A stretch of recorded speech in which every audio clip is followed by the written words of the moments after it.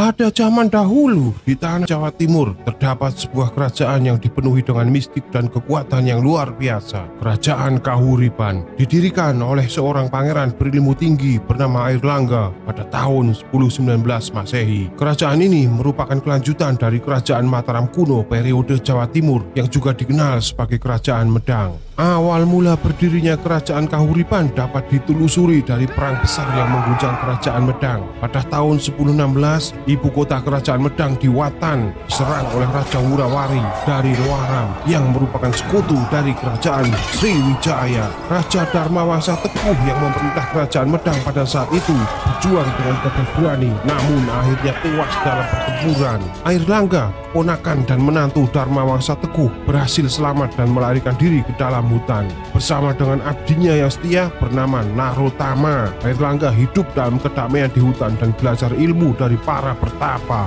3 tahun berlalu, 3 pendeta ulung dari aliran Siwa, Buddha dan Mahabrahmana datang untuk meminta Airlangga agar melanjutkan tahta Kerajaan Medang. Setelah menjadi raja, Airlangga diberi gelar Sri Maharaja Rakeh Halu Sri Dharmawangsa Airlangga Ananta Wikrama Tunggadewa. Meskipun Kerajaan Medang telah hancur, Airlangga berhasil membangun kerajaan baru di Watan Mas. Pada tahun 1032, Raja Airlangga memindahkan ibu kota kerajaannya ke Kahuripan. Kekuasaan Raja Airlangga tercermin dalam prasasti-prasasti sejarah Kerajaan Kahuripan. Pada awalnya, wilayah kekuasaannya hanya mencakup Sidoarjo, Pasuruan, dan sebagian Mojokerto. Oleh karena itu, sebagian besar masa pemerintahan Raja Airlangga dihabiskan untuk berperang dan merebut kembali wilayah yang telah lepas dari Kerajaan Medang. Dalam prasasti Pujangan disebutkan bahwa antara tahun 1029 sampai 1037, Raja Airlangga berhasil mengalahkan semua musuh yang ikut berperan dalam runtuhnya Kerajaan Medang, yaitu Raja Wurawari. Kemudian, seiring berjalannya waktu, Raja Airlangga mulai fokus pada pembangunan. Ia memimpin pembangunan bendungan, pelabuhan, dan jalan-jalan yang menghubungkan wilayah-wilayah kerajaannya. Raja Airlangga juga memperhatikan kesejahteraan rakyatnya dengan mengurangi beban pajak yang selama ini sangat memberatkan. Selama masa pemerintahan Raja Airlangga, ada seorang pujangga ulung yang namanya sangat melegenda, yaitu Empu Kanwa, yang terkenal dengan karyanya yang berjudul Kitab Arjuna Wiwaha. Namun, seperti semua kisah besar,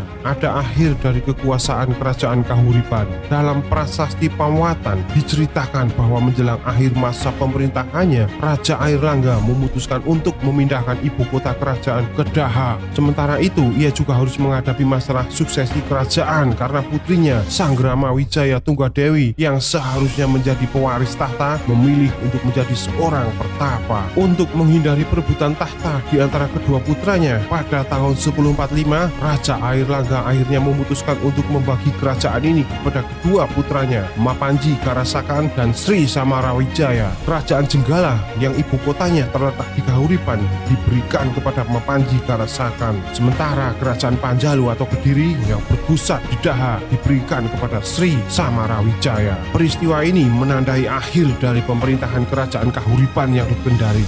Raja Airlangga sendiri memilih untuk mengakhiri masa tuanya sebagai seorang pertapa hingga akhir hayatnya pada tahun 1049. Dengan begitu, Airlangga tetap menjadi pendiri yang dihormati dan satu-satunya raja yang pernah memimpin Kerajaan Kahuripan dalam sejarah.